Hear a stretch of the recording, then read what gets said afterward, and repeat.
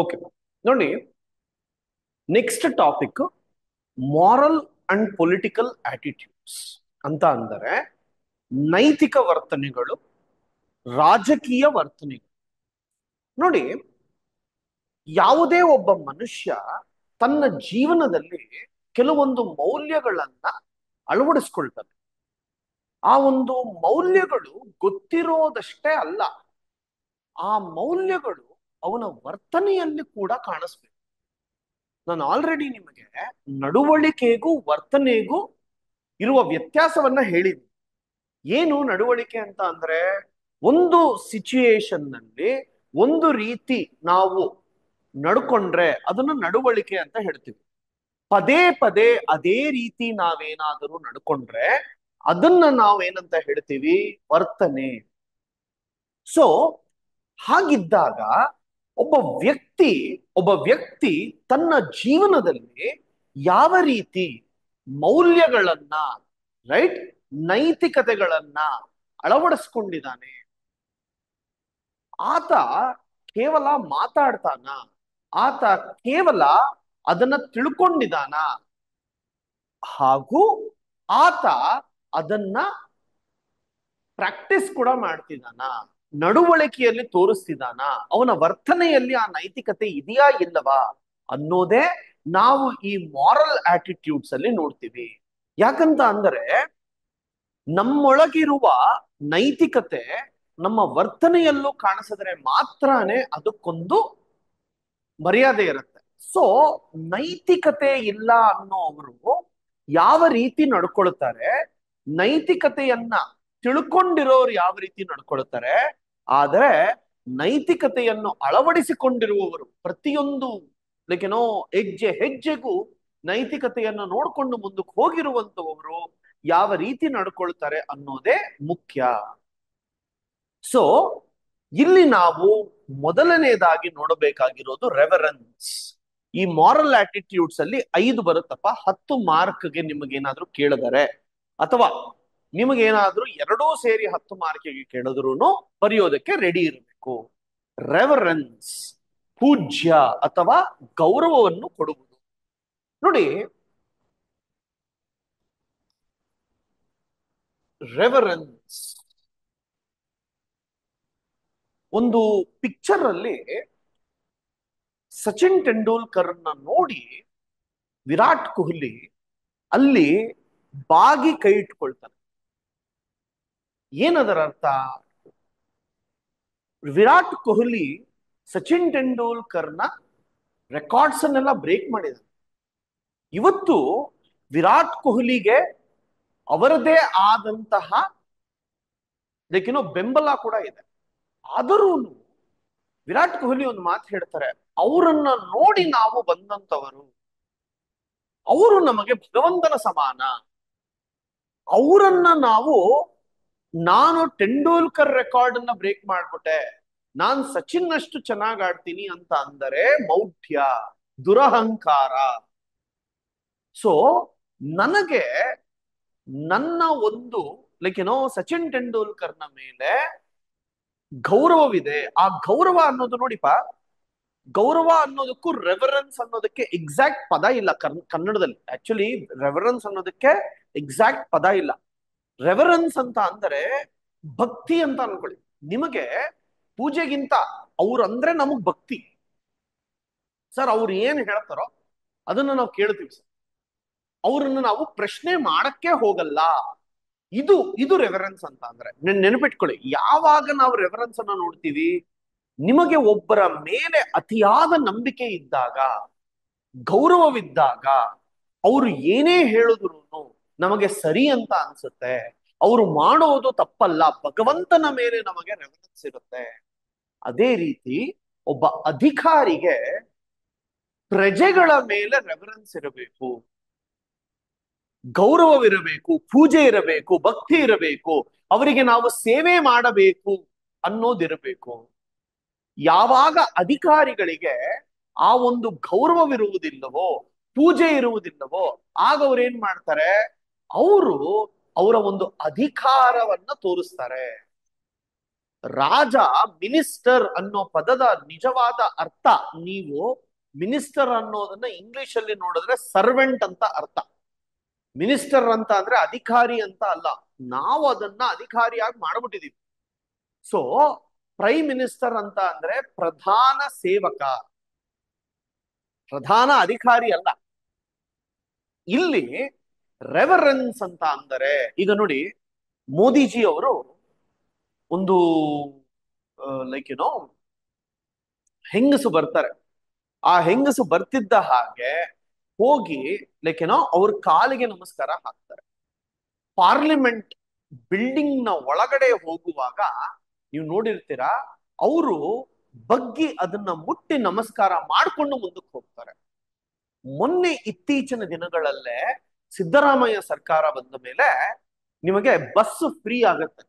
ಆ bus free ಆದಾಗ ಆ ಮೊದಲನೆಯದಾಗಿ ಒಂದು ಅಜ್ಜಿ ಆ ಬಸ್ ಹತ್ತುತ್ತಾಳೆ. ಆ ಅಜ್ಜಿ ಅದಕ್ಕೆ ನಮಸ್ಕಾರ ಹಾಕೊಂಡು ಹತ್ತುತ್ತಾಳೆ. ಅಲ್ಲಿ ನಿಮಗೆ ಏನ್ ಕಾಣಿಸುತ್ತೆ? ಆಕೆಯ ಒಂದು ರೆಫರೆನ್ಸ್, ಆಕೆ ಅದನ್ನ ಎಷ್ಟು ಭಕ್ತಿಯಿಂದ ನೋಡ್ತಿದ್ದಾಳೆ ಅಲ್ವಾ. ಆ ಬಸ್ಸಿಗೆ ನಮಸ್ಕಾರ ಹಾಕೋ ಅವಶ್ಯಕತೆ ಇಲ್ಲ, ಆದರೆ ಅದು ಆಕೆಯ ಒಂದು ವರ್ತನೆ, ಆಕೆಯ ಒಂದು ಗುಣ. ಈತ ಈತ ಇದಕ್ಕೆ ಈ ರೀತಿಯಾದಂತಹ ಒಂದು ಲೈಕ್ ಏನೋ ನಡವಳಿಕೆಯನ್ನು ತೋರಿಸ್ತಾ ಇದ್ದಾನೆ ಅಥವಾ ವರ್ತನೆಯನ್ನು ತೋರಿಸ್ತಾ ಇದ್ದಾನೆ. ಈತನಿಗೆ ಇದರ ಮೇಲೆ ತುಂಬಾನೇ ಗೌರವವಿದೆ. ಇದನ್ನ ನಾವು ರೆವರೆನ್ಸ್ ನ ಮೂಲಕ ತಿಳಿಸ್ತೀವಿ. ಒಬ್ಬ ಅಧಿಕಾರಿಗೆ, IAS ಅಧಿಕಾರಿಗೆ ಏನಿರಬೇಕು ಅಲ್ವಾ, ಒಬ್ಬ IAS ಅಧಿಕಾರಿಗೆ ಏನಿರಬೇಕು ಅಂತ ಕೇಳಿದಾಗ ಅತಿ ಮುಖ್ಯವಾಗಿ ನಿಮಗೆ ಗೊತ್ತಾಗಿರ್ಬೇಕಾಗಿರೋದೇನು? IAS ಅಧಿಕಾರಿಗೆ ತನ್ನ IAS KS ಯಾರೇ ಆಗಿರ್ಲಿ, ತನ್ನ ಪ್ರಜೆಗಳ ಮೇಲೆ ಅಪಾರವಾದಂತಹ ಗೌರವವಿರಬೇಕು. ಅವರಿಗೆ ಸೇವೆ ಮಾಡಬೇಕು ಅನ್ನೋದೇ ನಮ್ಮ ಧ್ಯೇಯವಾಗಿರಬೇಕು. ಯಾವ ರೀತಿ ತಂದೆ ತಾಯಿಯ ಸೇವೆಯನ್ನ ಜನ ಲೈಕ್ ಏನೋ ತುಂಬಾನೇ ಆಚರಣೀಯವಾಗಿ ಮಾಡ್ತಾರೋ, ಅದನ್ನ ನಾವು ಇಲ್ಲೂ ಕೂಡ ನೋಡಬೇಕು. ಒಂದು ಪುಸ್ತಕವನ್ನ ನೀವು ತುಳಿದ್ರಿ ಅಂತ ಇಟ್ಕೊಳ್ಳಿ, ಆ ಪುಸ್ತಕವನ್ನ ನೀವು ನಮಸ್ಕಾರ ಮಾಡಿಕೊಂಡು ಪಕ್ಕದಲ್ಲಿ ಇಡ್ತೀರ, ಅದು ರೆವರೆನ್ಸ್. ಮೊನ್ನೆ ಸುದೀಪ್ ಅವರು ಯಾವುದೋ ಒಂದು ಲೈಕ್ ಏನೋ ಮೀಟಿಂಗ್ ಅಲ್ಲಿ ಭಗವದ್ಗೀತೆಯನ್ನ ಕೊಡ್ತಾರೆ. ಆ ಭಗವದ್ಗೀತೆಯನ್ನ ತಗೊಳ್ಳೋದಕ್ಕಿಂತ ಮುಂಚೆ ಚಪ್ಪಲಿಯನ್ನ ತೆಗೆದು ಸೈಡಲ್ಲಿಟ್ಟು ಮತ್ತದನ್ನ ತಗೊಳ್ತಾರೆ. ಅದು ಗೌರವ. ಅರ್ಥ ಆಗ್ತಿದ್ಯಾ? ನಮ್ಮ ಸೌತ್ ಇಂಡಿಯನ್ ಆಕ್ಟರ್ಸ್ ಯಾರೇ ನಾರ್ತ್ ಇಂಡಿಯಾ ಹೋದ್ರು ಈ ಒಂದು ದೀಪಾರಾಧನೆ ಏನೋ ದೀಪವನ್ನ ನಾವು ಹಚ್ಚಿದಾಗ ಇನಿಷಿಯಲ್ ಅಲ್ಲಿ ಆ ವೆಲ್ಕಮ್ ಅಲ್ಲಿ ಎಲ್ಲರೂ ಇದು ಮಾಡ್ತಾರಲ್ವಾ, ಅಲ್ಲಿ ಏನ್ ಮಾಡ್ತಾರೆ, ಸೌತ್ ಇಂಡಿಯನ್ಸ್ ಚಪ್ಪಲಿ ಬಿಟ್ಟು ಅಲ್ಲಿ ಹೋಗಿ ಅದನ್ನ ಹಚ್ಚಿ ಬರ್ತಾರೆ. ಅದೇ ನಾರ್ತ್ ಇಂಡಿಯಾಗ ಹೋಗಿ ಎಲ್ಲ ಹಾಕೊಂಡು ಹೋಗ್ತಾರೆ. ಸೊ ಅದಕ್ಕೊಂದು ಗೌರವವನ್ನ ನಾವು ಕೊಡ್ತೀವಿ. ಅದನ್ನ ನಾವೇನಂತ ಹೇಳ್ತೀವಿ? ರೆವರೆನ್ಸ್. ಫೈನ್, ಬರ್ಕೊಳ್ಳಿ ಬರ್ಕೊಳ್ಳಿ. ಮಾರಲ್ ಆಟಿಟ್ಯೂಡ್ಸ್, ಮಾರಲ್ ಆಟಿಟ್ಯೂಡ್ಸ್, ನೈತಿಕ ವರ್ತನೆಗಳು. ಐಫನ್. several people might have understood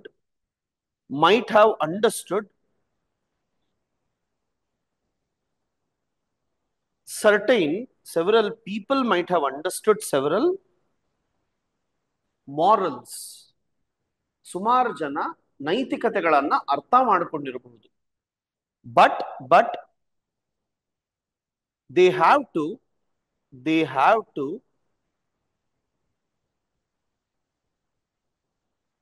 apply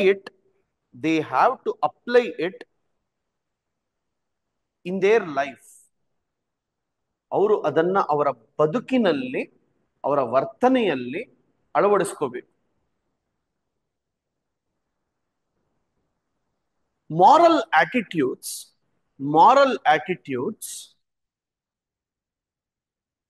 will help an individual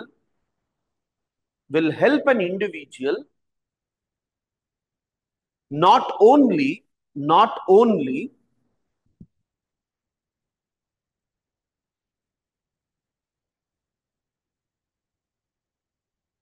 to understand values, not only to understand values, but also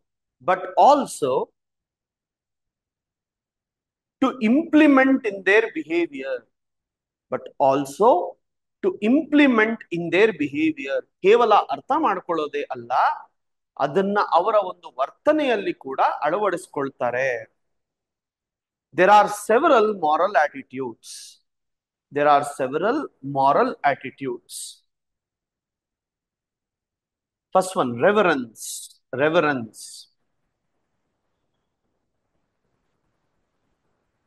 ಅತಿಯಾದ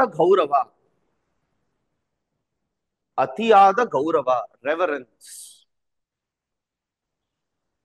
I feel it is great respect. It is great respect for someone or something. For someone or something. ಅದು ಬೇರೆ ವ್ಯಕ್ತಿಗಾಗಿರಬಹುದು ಅಥವಾ ಆ ಕೆಲಸಕ್ಕಾಗಿರಬಹುದು. It is the attitude which is considered as mother of all moral values. It is the attitude which is considered as mother of all moral values. Mother of all moral values.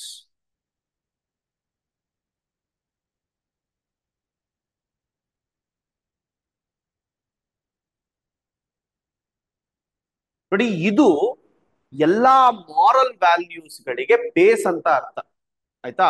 ಇದೇ like ಏನೋ ನಿಮಗೆ ಪುನಾದಿ ಅಂತ ಹೇಳ್ತಾರಲ್ಲ, ಆ ರೀತಿ base.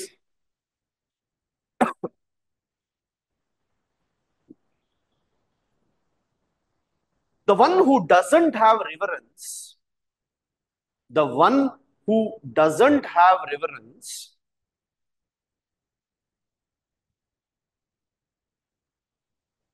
will be, the one who doesn't have reverence will be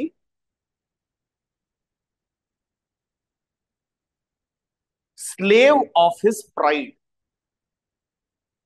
Slave of his pride.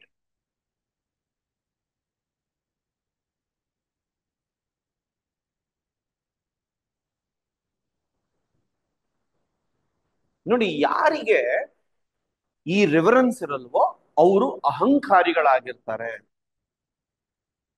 he always thinks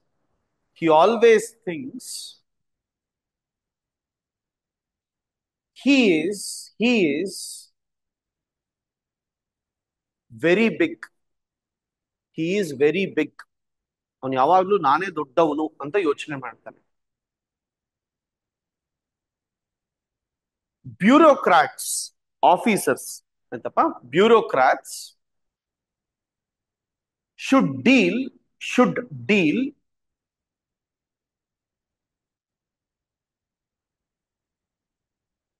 with public. Bureaucrats should deal with public with reverence. ಅರ್ಥ ಆಗ್ತಿದ್ಯಾ? and they should have reverence towards constitution. ನೋಡಿ, constitution ನ ಮೇಲೆ, ಸಂವಿಧಾನದ ಮೇಲೆ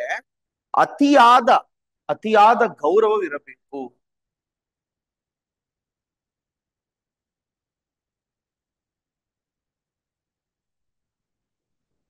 fine. ಎರಡನೇದು ನಿಷ್ಠೆ, faithfulness. ನೋಡಿ, ಫೇತ್ಫುಲ್ನೆಸ್ ಅಂತ ಅಂದ್ರೆ, ಫೇತ್ ನಿಷ್ಠೆ, ನಂಬಿಕೆ ಯಾವಾಗಿರುತ್ತೆ? ಯಾವಾಗ ಒಬ್ಬ ವ್ಯಕ್ತಿ ಏನನ್ನಾದರೂ ಪ್ರಾಮಿಸ್ ಮಾಡ್ದ ಅಂತ ಇಟ್ಕೊಳ್ಳಿ. ಈಗ ನಾನು ನಿಮಗೊಂದು ಪ್ರಾಮಿಸ್ ಮಾಡ್ತಿದ್ದೀನಿ, ಏನು ನೋಡಿ, ಎಥಿಕ್ಸ್ ಅಲ್ಲಿ ಏನೇ ಪ್ರಶ್ನೆ ಬಂದರೂ ನನ್ನ ನೋಟ್ಸ್ ಇಂದ ನೀವು 75-80% ಈಸಿಯಾಗಿ ಬರೀಬಹುದು. ಕೇಸ್ ಸ್ಟಡೀಸ್ ಮಾತ್ರನೇ ಯೋಚನೆ ಮಾಡಬೇಕು, ಅದು ಹೇಗೆ ಅಂತ ಹೇಳ್ಕೊಡ್ತೀನಿ ಅಲ್ವಾ. ಈಗ ನಿಮಗೆ ಸ್ಟ್ಯಾಟಿಕ್ ಪಾರ್ಟ್ ಅಲ್ಲಿ 75-80% ಹೇಗೆ ಬರೀಬೇಕು ಅಂತ ನನ್ನ ನೋಟ್ಸ್ ಇಂದಾನೆ ಅರ್ಥ ಆಗುತ್ತೆ. ಈಗ ನೀವು ಈ ಒಂದು ಪಾಠವನ್ನ ಕೇಳ್ತಿರುವಾಗ ನಿಮಗೆ ನನ್ನ ಮೇಲೆ ಒಂದು ನಂಬಿಕೆ ಇರುತ್ತೆ. ನೀವು ನನ್ನನ್ನ ನಿಷ್ಠೆಯಿಂದ, ಸರಿ ಸರ್ ಹೇಳಿದ್ದಾರೆ ನಾನು ಇದನ್ನೇ ಬೈಹಾಟ್ ಮಾಡ್ಕೊಂಡು ಹೋಗ್ತೀನಿ ಅಂತ ಬೈಹಾಟ್ ಮಾಡ್ಕೊಂಡು ಹೋದರೆ ಅದು ಫೇತ್ಫುಲ್ನೆಸ್. ನಾನು ನಿಮ್ಮ ಹತ್ರ ಬರೀ ದುಡ್ಡು ತಗೊಂಡ್ರೆ ಸಾಕು, ನಾನು ಸುಮಾರು ಹೇಳ್ಬಿಡ್ತೀನಿ, ಅದು ಮಾಡ್ತೀನಿ ಇದು ಮಾಡ್ತೀನಿ ಹಾಗೆ ಹೀಗೆ, ದುಡ್ಡು ತಗೊಂಡ್ಬಿಟ್ಟು ಏನೂ ಮಾಡಿಲ್ಲ ಅಂತ ಅಂದರೆ, ಸುಮಾರು ಜನ ಇದನ್ನ ಮಾಡ್ತಾರೆ. ನೀವೇ ಇನ್ಸ್ಟಿಟ್ಯೂಷನ್ ನೋಡಿರ್ತೀರ ಅಲ್ವಾ, ಒಂದೊಂದ್ ದಿನ ಒಂದೊಂದು ಹೇಳ್ತಾರೆ, ಸೇರಿಸ್ಕೊಳ್ಳುವಾಗ ಎಲ್ಲ ಮಾತಾಡ್ತಾರೆ, ಆಮೇಲೆ ಏನು ಇರೋದಿಲ್ಲ. ಸೊ ಒಂದು ನಿಮಿಷ ಒಂದು ರೀತಿ ಮಾತಾಡಿ ಇನ್ನೊಂದು ನಿಮಿಷ ಇನ್ನೊಂದು ರೀತಿಯಲ್ಲಿ ಮಾತಾಡುವ ಜನರಿದ್ದರೆ ಆಗ ನಾರ್ಮಲಿ ಏನಾಗುತ್ತೆ, ನಮಗೆ ನಂಬಿಕೆ ಹೊಟ್ಟೋಗುತ್ತೆ.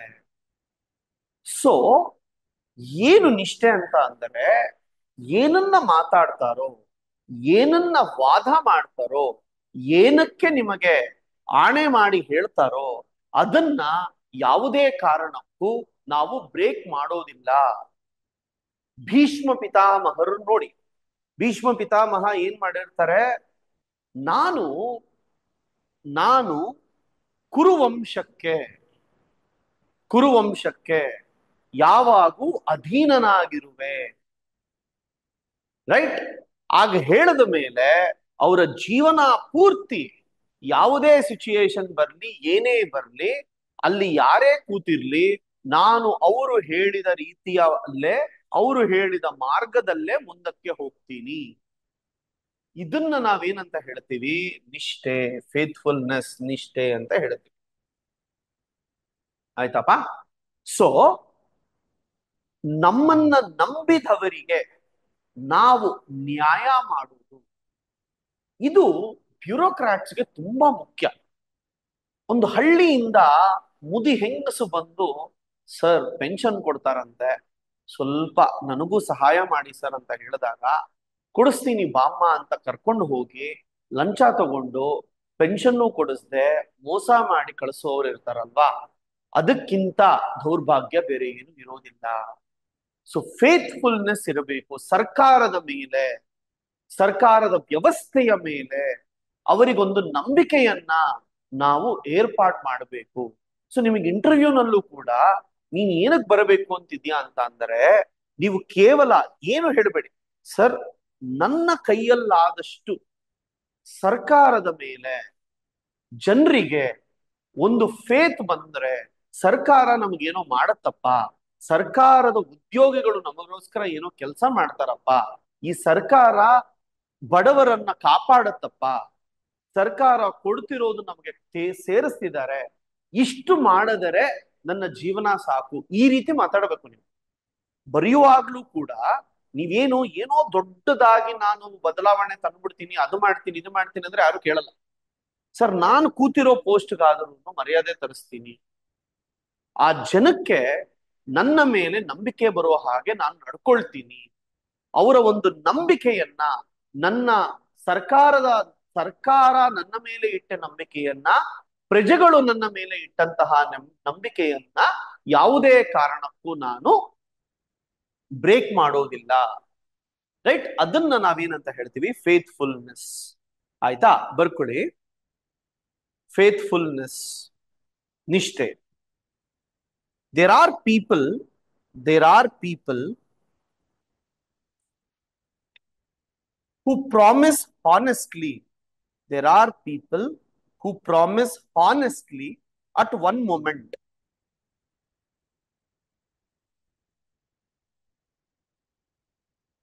At one moment.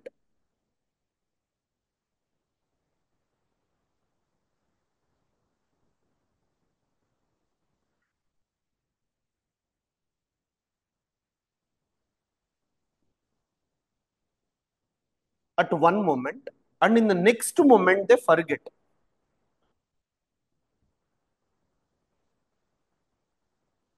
And in the next moment they forget.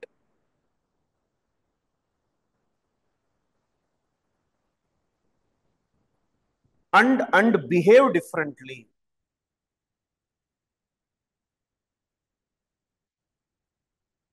And behave differently.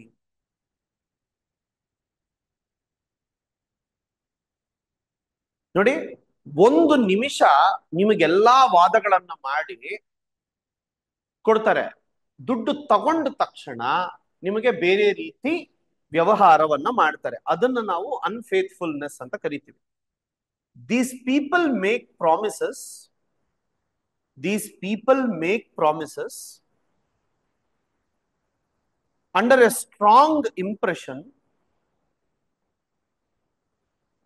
under a strong impression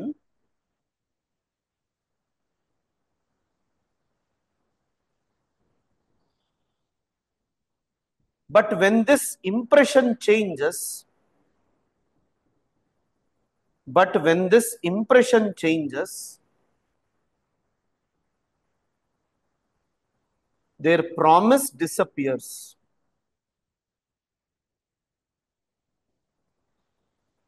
Their promise disappears. ಅಂದ್ರೆ ಒಂದು ಸಂದರ್ಭದಲ್ಲಿ ಒಂದು ರೀತಿ ಇರ್ತಾರೆ, ಇನ್ನೊಂದು ಸಂದರ್ಭದಲ್ಲಿ ಇನ್ನೊಂದು ರೀತಿ ಇರ್ತಾರೆ. ಅವರು ಏನು ವಾದವನ್ನ ಮಾಡಿರ್ತಾರೋ ಅದನ್ನ ಬಿಟ್ಟು ಬಿಡ್ತಾರೆ.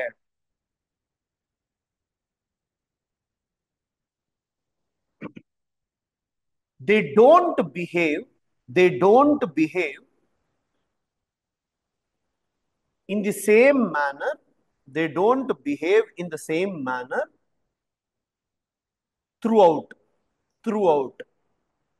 ಒಂದೇ ರೀತಿ ಎಲ್ಲಾ ಸಮಯಗಳಲ್ಲೂ ನಡೆದುಕೊಳ್ಳುವುದಿಲ್ಲ. ಪಬ್ಲಿಕ್ ಸರ್ವೆಂಟ್ ನೋಡಿ, ಏನೇ ಓದಿದ್ರು ಇವ್ರಿಗೆ ಏನಕ್ಕೆ ಬೇಕು, IAS ಅಧಿಕಾರಿಗಳಿಗೆ ಏನಕ್ಕೆ ಬೇಕು? Public servant require faithfulness, in his actions. ಒಬ್ಬ ಅಧಿಕಾರಿ ಆತನ ಕೆಲಸಗಳಲ್ಲಿ ನಿಷ್ಠೆಯನ್ನ ತೋರಿಸಬೇಕು. ಇಫ್ ಹಿ ಇಸ್ ಫೇತ್ಫುಲ್, ಆತ ನಿಷ್ಠಾವಂತನಾದರೆ, if he is faithful, then government as well as ಸರ್ಕಾರ ಮತ್ತು ಪ್ರಜೆಗಳು, as well as people will support them and trust them.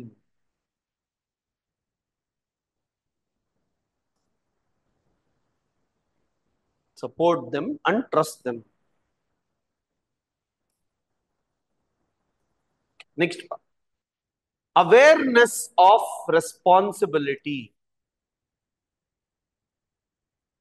ಜವಾಬ್ದಾರಿಯ ಅರಿವು.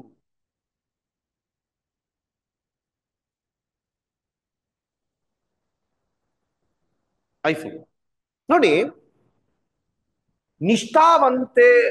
ನಿಷ್ಠಾವಂತನಾದ ವ್ಯಕ್ತಿಗೆ ಆತನ ಜವಾಬ್ದಾರಿಯ ಅರಿವು ಕೂಡ ಇರಬೇಕು.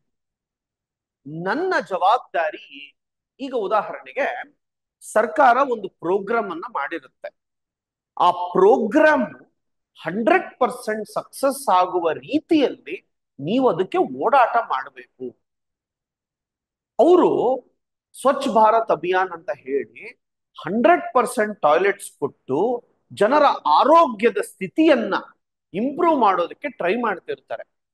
ಆ ತರಹದ ಕೆಲಸದಲ್ಲಿ ನೀವು ನಿಷ್ಠೆಯನ್ನ ತೋರಿಸಿ, ಆ ಒಂದು ಜವಾಬ್ದಾರಿತನವನ್ನ ತೋರಿಸಿ ಹೋಗಿ ಕೆಲಸವನ್ನ ಮಾಡಬೇಕು. ನೀವು ಆ ಜವಾಬ್ದಾರಿಯನ್ನ ತೋರಿಸಿಲ್ಲ ಅಂತ ಅಂದರೆ, ಆಗ ನಂಬಿಕೆ ಹೊಟ್ಟೋಗುತ್ತೆ. ನೋಡಿಪಾ, ಯಾವುದೇ ಒಬ್ಬ ವ್ಯಕ್ತಿ ಜವಾಬ್ದಾರಿಯುತದಿಂದ ಕೆಲಸ ಮಾಡಿದರೆ ಮಾತ್ರನೇ ಆ ವ್ಯಕ್ತಿಯನ್ನ ನಾವು ಒಪ್ಕೊಳ್ತೀವಿ. ಯಾವುದಾದರೂ ವ್ಯಕ್ತಿ ಜವಾಬ್ದಾರಿ ಇಲ್ಲದೆ ಕೆಲಸವನ್ನ ಮಾಡಿದರೆ, ನಾವು ಆ ವ್ಯಕ್ತಿಯನ್ನ ಒಪ್ಪಿಕೊಳ್ಳುವುದಿಲ್ಲ, ಆತನನ್ನ ನಾವು ಕೆಲಸದಲ್ಲಿ ಇಟ್ಕೊಳ್ಳೋದಿಲ್ಲ, ಆತನಿಗೆ ನಾವು ಯಾವುದೇ ಒಂದು ಲೈಕ್ ಏನೋ ಇಂಪಾರ್ಟೆಂಟ್ ಕೆಲಸವನ್ನ ಕೊಡೋದೇ ಇಲ್ಲ. ಅವ್ರಿಗೇನು, ಅಯ್ಯೋ ಮಾಡಿದ್ರೆ ಆಯ್ತು ಬಿಡಪ್ಪ, ಈಗ ಹಾ ಎಕ್ಸಾಮ್ ಇದೆ ಮಾಡೋಣ ಬಿಡು, ಇನ್ನ 2 ತಿಂಗಳಿದೆ, 3 ತಿಂಗಳಿದೆ, ಜವಾಬ್ದಾರಿ ಇಲ್ಲ. ಅವಾಗ ಏನಾಗತ್ತೆ, ಎಷ್ಟು ಜನಕ್ಕೆ ತೊಂದರೆ ಆಗುತ್ತೆ. ಸೊ ಈಗ ನನ್ನ ಜವಾಬ್ದಾರಿ ಏನು, ನಿಮಗೆ ಯಾವುದೇ ಪ್ರಶ್ನೆ ಬಂದರೂ ಆ ಪ್ರಶ್ನೆಯನ್ನ ನಾನು ಸರಿಯಾದ ರೀತಿಯಲ್ಲಿ ಉತ್ತರ ಮಾಡುವುದಕ್ಕೆ, ಉತ್ತರ ಕೊಡುವುದಕ್ಕೆ ಸಹಾಯ ಮಾಡುವುದು ನನ್ನ ಜವಾಬ್ದಾರಿ. ಸೊ ನನಗೆ ನನ್ನ ಜವಾಬ್ದಾರಿ ಗೊತ್ತಿಲ್ಲದೆ ಇದ್ದಾಗ, ಓಕೆ ನನಗೆಲ್ಲ ದುಡ್ಡು ಕೊಟ್ಬಿಟ್ಟಿದ್ದಾರೆ, ಇವಾಗ ನನಗೆ ಏನ್ ಇಷ್ಟನೋ ನಾನು ಅದನ್ನ ಮಾಡ್ತಾ ಹೋಗ್ತೀನಿ ಅಂತ ಹೋದರೆ ಅದು ತಪ್ಪು. ನನ್ನ ಜವಾಬ್ದಾರಿಯ ಅರಿವು ನನಗಿರಬೇಕು. ಹಾಗೆ ಸರ್ಕಾರ ನಿಮಗೆ ಸರ್ವಿಸ್ ಮಾಡೋದಕ್ಕೆ, ನೆನಪಿಟ್ಕೊಳ್ಳಿ, ಪಬ್ಲಿಕ್ ಸರ್ವೆಂಟ್ಸ್ ನ ಮುಖ್ಯ ಕೆಲಸ ಏನು ಅಂತ ಅಂದ್ರೆ, ಸರ್ಕಾರಕ್ಕೂ ಮತ್ತು ಪ್ರಜೆಗಳಿಗೂ ಮಧ್ಯದಲ್ಲಿ ಇದ್ದು ಸರ್ಕಾರ ಏನೇನು ಪ್ರಜೆಗಳಿಗೆ ತಲುಪಿಸಬೇಕಂತ ಇರುತ್ತೋ ಅವುಗಳನ್ನ ಪ್ರಜೆಗಳಿಗೆ ತಲುಪಿಸುವುದೇ ನಿಮ್ಮ ಮುಖ್ಯ ಕರ್ತವ್ಯ. ಅರ್ಥ ಆಗ್ತಿದ್ಯಾ? ಏನೇನು ಸರ್ಕಾರ ಹೇಳುತ್ತೋ ಅದನ್ನ ಪ್ರಜೆಗಳಿಗೆ ತಲುಪಿಸುವುದೇ ನಿಮ್ಮ ಮುಖ್ಯ ಕರ್ತವ್ಯ.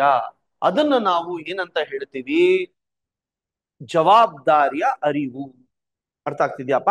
ನೋಡಿ, ಪ್ರತಿಯೊಂದು ನಾನು ಮತ್ತೆ IAS ಅಧಿಕಾರಿಗಳಿಗೆ ಹೇಳ್ತಾ ಇದ್ದೀನಿ, ಅದನ್ನು ನೀವು ಬರೀಲೇಬೇಕಪ್ಪ. ಏನೇ ಬರೆದ್ರು ಸ್ವಲ್ಪ ಅವ್ರಿಗೂ ಸೇರಿಸಿ ಬರೀರಿ, ಬರೀ ನಿಮಗ್ ಮಾತ್ರ ಏನ್ ಅನ್ಸುತ್ತೆ ಅಂತ ಬರಿಬೇಡಿ. ಎಥಿಕ್ಸ್ ಅಲ್ಲಿ ನೀವೆಷ್ಟು ಡೈವರ್ಸಿಟಿಯನ್ನ ಕೊಟ್ಟು ಅಂದ್ರೆ ಎಲ್ಲಾ ರೀತಿಯಲ್ಲೂ ಬರೀತಿರೋ ಆಗ ಮಾರ್ಕ್ಸ್ ಜಾಸ್ತಿ ಬರ್ತಾ ಹೋಗುತ್ತೆ. ಆಯ್ತಾ? ನೋಡಿ ಬರ್ಕೊಳ್ಳಿ, ಅವೇರ್ನೆಸ್ ಆಫ್ ರೆಸ್ಪಾನ್ಸಿಬಿಲಿಟಿ, ಜವಾಬ್ದಾರಿಯ ಅರಿವು. ಐಫನ್,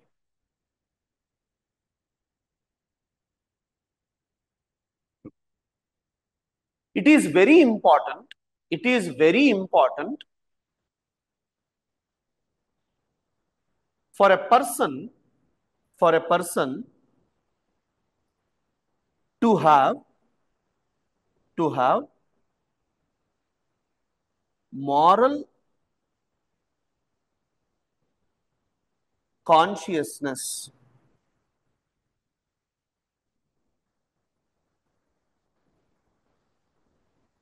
ನೋಡಿ, moral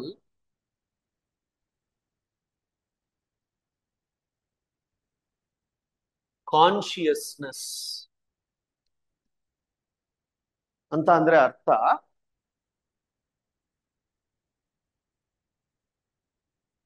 ನೈತಿಕವಾಗಿ ಜಾಗೃತರಾಗಿರುವುದು.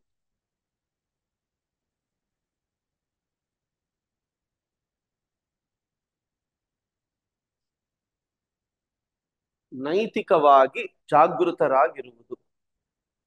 ಆಯ್ತಾ?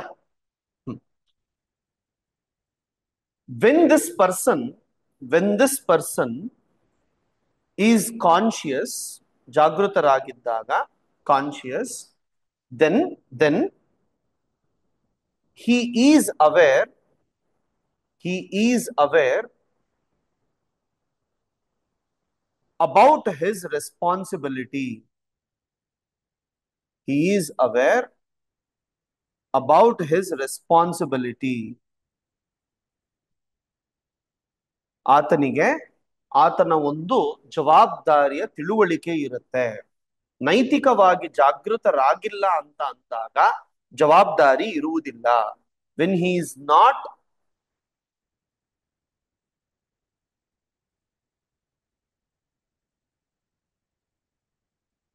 when he is not morally conscious, when he is not morally conscious, he will not understand, he will not understand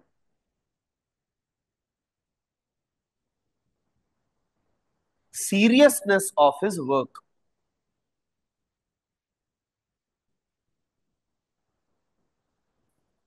Seriousness of his work.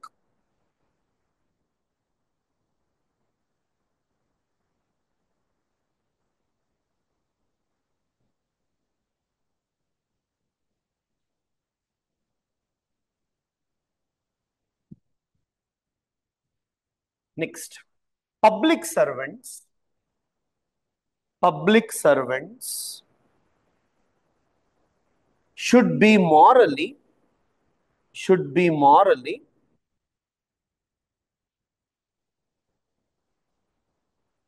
responsible. Public servants should be morally responsible.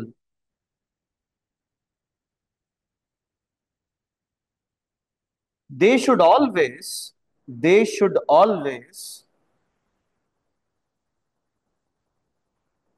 try to try to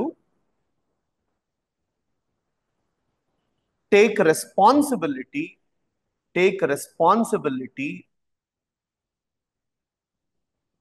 of the work given to them. Responsibility of the work given to them. ಅವ್ರಿಗೆ ಏನೊಂದು ಜವಾಬ್ದಾರಿಯನ್ನು ಕೊಟ್ಟಿರ್ತಾರೋ ಅದನ್ನ ಅವರು practice ಮಾಡಬೇಕು ಅನ್ನೋದೇ ಇದು. Next, veracity veracity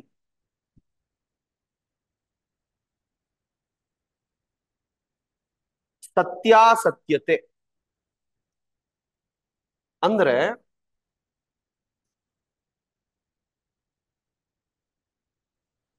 truthfulness ಅಂತ ಹೇಳ್ತೀವಿ.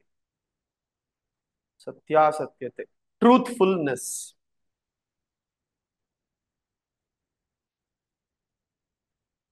ಆಯ್ತು ನೋಡಿಪ್ಪ, ಟ್ರೂತ್ಫುಲ್ನೆಸ್ ಅಂತ ಅಂದರೆ ಆದಷ್ಟು ನಿಜವನ್ನ ಹೇಳು. ಆಯ್ತಾ? ಕೆಲವರು ನೀವು ನೋಡಿದಾಗ ಅರ್ಥ ಆಗತ್ತೆ, ಇವನ್ ಸುಳ್ಳು ಹೇಳಲ್ಲ, ಇವನಿಗೆ ಸುಳ್ಳು ಹೇಳಕ್ಕೆ ಬರಲ್ಲ. ಲೈಕ್ ಅಬ್ರಹಂ ಲಿಂಕನ್ ಅಮೆರಿಕಾದ ರಾಷ್ಟ್ರಪತಿ ಆಗೋದಕ್ಕೆ ಮುಖ್ಯ ಕಾರಣ ಅವರ ಒಂದು ವೆರಾಸಿಟಿ ಅಂತ ಹೇಳ್ತಾರೆ. ಏನದರ ಅರ್ಥ? ಅಬ್ರಹಂ ಲಿಂಕನ್ ಯಾವುದೇ ಕಾರಣಕ್ಕೂ ಸುಳ್ಳು ಹೇಳ್ತಿರ್ಲಿಲ್ಲ. ಅವ್ರ ಹತ್ರ ಚಿಲ್ಲರೆ ಇಲ್ಲ ಅಂತ ಅಂದ್ರೆ ಚಿಲ್ಲರೆ ಇಲ್ಲ ಅಂತ ಹೇಳಿ ಕಳಿಸ್ತಿದ್ರಂತೆ. ನನ್ನ ಹತ್ರ ಇದಿಲ್ಲ, ಈ ಪ್ರಾಡಕ್ಟ್ ಚೆನ್ನಾಗಿಲ್ಲ. ಅವರು ವ್ಯಾಪಾರ ಮಾಡ್ತಿದ್ರಂತ, ಒಂದು ಚಿಕ್ಕ ಅಂಗಡಿ ಇಟ್ಕೊಂಡು. ಅವಾಗಿನ ಟೈಮಲ್ಲಿ ಅಮೆರಿಕಾದಲ್ಲಿ ಚಿಲ್ಲರೆಗೆ ತುಂಬಾ ಕಷ್ಟ ಇತ್ತಂತೆ. ಸೊ ಅವ್ರು ಯಾರಿಗಾದ್ರೂ ಚಿಲ್ಲರೆ ಕೊಡಬೇಕು ಅಂತ ಅಂದಾಗ ಚಾಕ್ಲೇಟ್ ಕೊಡೋದು, ಬಿಸ್ಕೆಟ್ ಕೊಡೋದು, ಈ ರೀತಿ ಏನು ಮಾಡದೆ ಹೋಗಿ ಅದನ್ನ ತಗೊಂಬಂದು ಕೊಟ್ಟು ಹೋಗ್ತಿದ್ರು. ನಾವು ಯಾವುದೇ ಕಾರಣಕ್ಕೂನು ನಾವು ಯಾವುದೇ ಕಾರಣಕ್ಕೂನು ಇದನ್ನ ಫಾಲೋ ಮಾಡೋದಿಲ್ಲ ಅಂತ ಹೇಳಿ, ತಪ್ಪು ಮಾಡೋದಿಲ್ಲ ಅಂತ ಹೇಳಿ ನಿಂತಿದ್ರಂತೆ. ಸೊ ಅವ್ರ ಸುತ್ತಮುತ್ತಲು ಇರೋರು ಯಾವುದೇ ಒಂದು ತೊಂದರೆ ಆದ್ರೂ, ಯಾರಿಗೇನೇ ಕಷ್ಟ ಆದ್ರೂ ಅಬ್ರಹಂ ಲಿಂಕನ್ನ ಕರೆದು ಕೇಳ್ತಿದ್ರಂತೆ, ಇದಕ್ಕೆ ಸ್ವಲ್ಪ ನ್ಯಾಯ ಹೇಳಿ ಅಂತ. ಅದನ್ನ ನೋಡಿದಂತಹ ಜನ ಅಬ್ರಹಂ ಲಿಂಕನ್ಗೆ ನೀನ್ ಯಾಕೆ ಲಾಯರ್ ಆಗ್ಬಾರ್ದು ಅಂತ ಹೇಳಿ ಕಳಿಸ್ತಾರೆ. ಅವರು ಲಾಯರ್ ಆಗಿ ಕೇಸ್ ವಾದನೆ ಮಾಡ್ತಿದ್ದಾಗ ಜಡ್ಜ್ಗೆ ಅರ್ಥ ಆಗೋಗ್ತಿತ್ತಂತೆ, ಅಬ್ರಹಂ ಲಿಂಕನ್ ಯಾವ ಕಡೆ ನಿಂತಿದ್ದಾನೋ ಅದು ಟ್ರೂತ್ಫುಲ್ ಆಗಿರುತ್ತೆ, ಅವನು ನಿಜ ಯಾವ ಕಡೆ ಇದೆಯೋ ಆ ಕಡೆನೇ ಇದ್ದಾನೆ ಅಂತ ಹೇಳಿ ಗೊತ್ತಾಗೋಗ್ತಿತ್ತಂತೆ. ಒಂದು ಬಾರಿ ಒಂದು ಮುದುಕಿ ಯಾರೋ ಮನೆಯಲ್ಲಿ ಕಳ್ತನ ಮಾಡ್ಬಿಟ್ಟಿದ್ದಾಳೆ. ಆ ಮುದುಕಿ $800 ಏನೋ ತಗೊಂಡಿದ್ದಾಳೆ ಅಂತ ಹೇಳಿ ಆಪಾದನೆ ಹಾಕಿರ್ತಾರಂತೆ ಆ ಸಮಯದಲ್ಲಿ. ಆದರೆ ಆಕೆ ಒಂದು $50 ತಗೊಂಡ್ಬಿಟ್ಟಿರ್ತಾಳೆ. ಆ ಓನರ್ ಏನ್ ಮಾಡ್ತಾರೆ, ಇಲ್ಲ ಇಲ್ಲ, $50 ಅಲ್ಲ, $800 ಕೊಡ್ಬೇಕು ಇವಳು ಅಂತ ಹೇಳಿ ಕೇಸ್ ಹಾಕ್ಬಿಟ್ಟಿರ್ತಾರೆ. ಸೊ ಈಗ ಆ ಒಂದು ಕೇಸ್ ಹಾಕಿರೋದು ತಪ್ಪು ಅಂತ ಹೇಳಿ ಅಬ್ರಹಂ ಲಿಂಕನ್ ವಾದನೆಗೆ ಬರ್ತಾರೆ. ಪ್ರಾಬ್ಲಮ್ ಏನು? $50 ಕಳ್ತನ ಮಾಡಿದ್ರು ಕಳ್ತನನೇ ಅಲ್ವಾ? ಸೊ ಅಲ್ಲಿ ಸಿಕ್ಕಾಕೊಂಡ್ಬಿಡ್ತಾರೆ. ಸೊ ಅಬ್ರಹಂ ಲಿಂಕನ್ ಏನು, ಇವಾಗ ನಾನು ಈಕೆ $50 ತಗೊಂಡಿದ್ದಾಳೆ ಅಂತ ಹೇಳಿದ್ರು ಶಿಕ್ಷೆ ಕೊಡ್ತಾರೆ, $800 ತಗೊಂಡಿದ್ದಾಳೆ ಅಂದ್ರೂ ಶಿಕ್ಷೆ ಕೊಡ್ತಾರೆ. ಆದ್ದರಿಂದ ಈಕೆಗೆ ಶಿಕ್ಷೆ ಕೊಡಬಾರದು ಅಂತ ಅಂದ್ರೆ ಆಕೆ ಕಳ್ಳತನ ಮಾಡಿಲ್ಲ ಅಂತ ಹೇಳೋಣ ಅಂತ ಹೇಳಿ ಪ್ಲಾನ್ ಮಾಡ್ತಾರೆ. ಆಯ್ತಾ? ಆದ್ರೆ ಏನಾಗೋಗುತ್ತೆ, ಅಬ್ರಹಂ ಲಿಂಕನ್ಗೆ ಗೊತ್ತಿಲ್ಲದೆ ಮಾತಾಡುವಾಗ ತೊದಲ್ಕೊಂಡು ಭಯ ಬಿದ್ದು ಮಾತಾಡ್ತಿರ್ತಾರಂತೆ. ಆಗ ಜಡ್ಜ್ ಹೇಳ್ತಾರೆ, ಅಬ್ರಹಂ ಲಿಂಕನ್, ಇವತ್ತಿನ ದಿನ ನೀನು ಅಸತ್ಯದ ಕಡೆ ನಿಂತಿದೀಯಾ, ಅರ್ಥ ಆಗೋಗ್ತಿದೆ, ನಿನ್ನ ಬಾಯಲ್ಲಿ ಆ ಸುಳ್ಳು ಹೇಳೋದಕ್ಕೆ ಬರ್ತಾ ಇಲ್ಲ. ಇದು ನಾವೇನಂತ ಹೇಳ್ತೀವಿ, ವೆರಾಸಿಟಿ. ನೋಡಿ, ಒಬ್ಬ ವ್ಯಕ್ತಿಯ ಗುಣಗಳು ಹೇಗಿರಬೇಕು ಅಂತ ಅಂದ್ರೆ, ಆತ ಏನೇ ಮಾತಾಡಿದ್ರು ನಿಜಾನೇ ಮಾತಾಡ್ತಾನೆ, ಆತನಿಗೆ ಸುಳ್ಳು ಮಾತನಾಡುವ ಅವಶ್ಯಕತೆ ಇಲ್ಲ, ಸತ್ಯ ಹರಿಶ್ಚಂದ್ರನ ರೀತಿಯಲ್ಲಿ. ಅದನ್ನ ನಾವು ವೆರಾಸಿಟಿ ಅಂತ ಹೇಳ್ತೀವಿ. ಆಯ್ತಾ? ಬರ್ಕೊಳ್ಳಿ, veracity, truthfulness. Truthfulness is another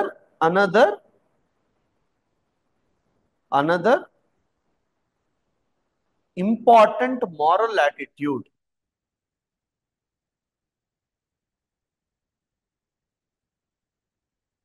Moral attitude. If a person is truthful, if a person is truthful, he will always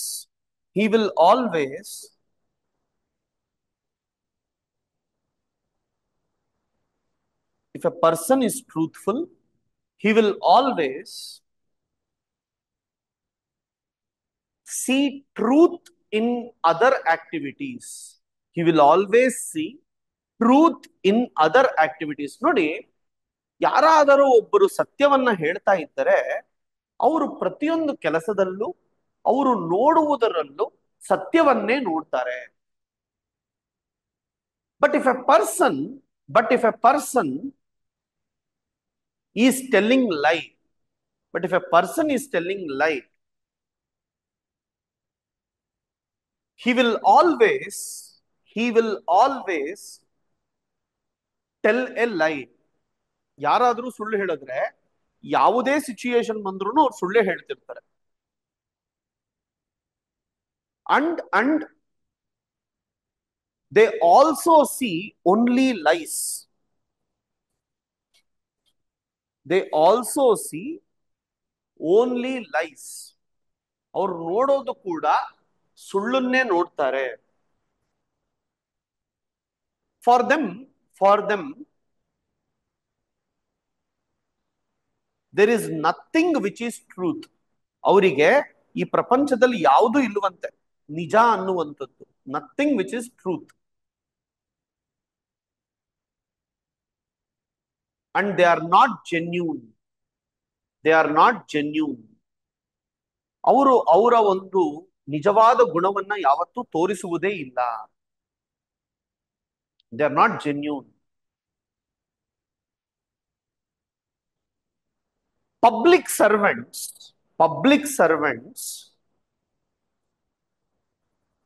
should be truthful. Public servants should be truthful to their work. Public servants should be truthful to their work. And they should always try to follow truthfulness.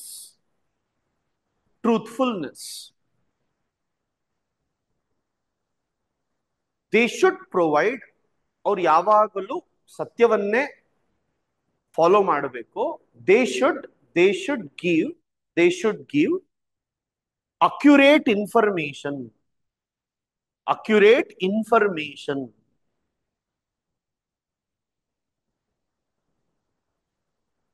First of all, they should avoid conflict of interest. ನಾನು already ಹೇಳಿದ್ದೀನಿ ನಿಮಗೆ, right? Conflict of interest ಅಂತ. They should always avoid conflict of interest. Next ಬಾ, goodness.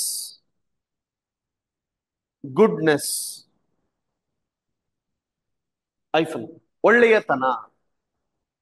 Goodness, ಒಳ್ಳೆಯತನ.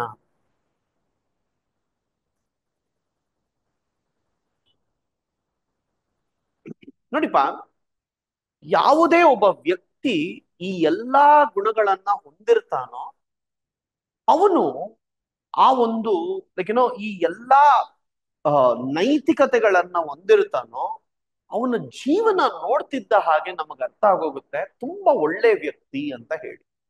ನಮಗೆ ಕೆಲವರನ್ನ ನೋಡಿದ್ರೆ ಅರ್ಥ ಆಗತ್ತೆ, ಈತ ಒಳ್ಳೆಯ ಒಳ್ಳೆಯವನು, ಈತನನ್ನು ನಾವು ಬೈಬಾರದು, ಈತ ಮಾಡ್ತಿರುವ ಕೆಲಸ ಸರಿ.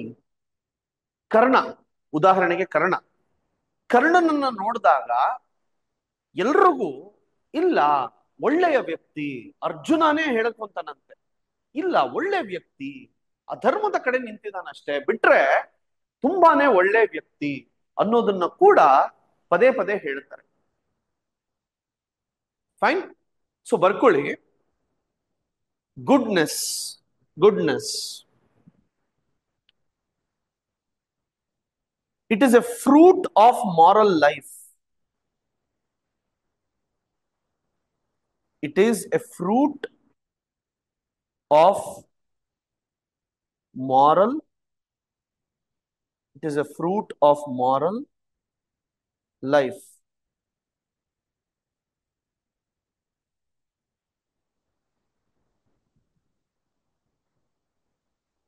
ಅಂದರೆ ನೈತಿಕ ಜೀವನದ ಫಲ.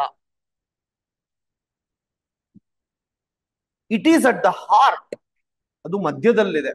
It is at the heart of moral values. Heart of moral values.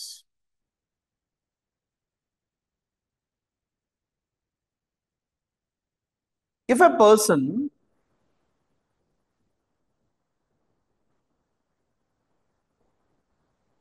if a person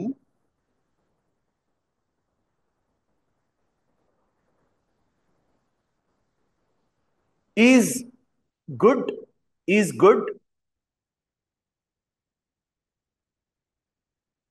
all his actions will be good.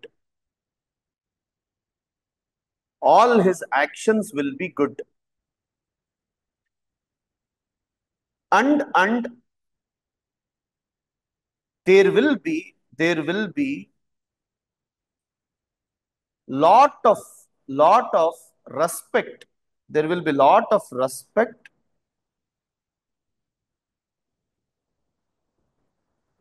for this person. For this person.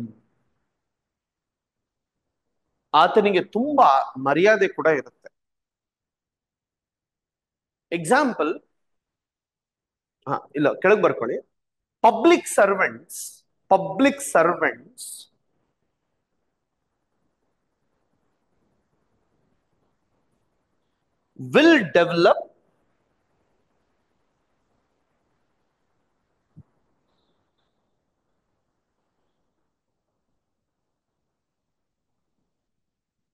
will develop goodness. Public servants will develop goodness in their actions. Goodness in their actions if they follow other moral attitudes.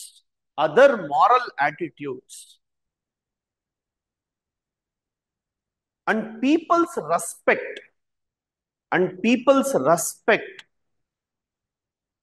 for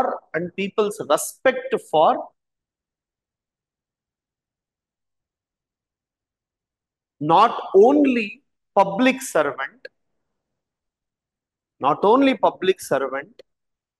but public office also increases.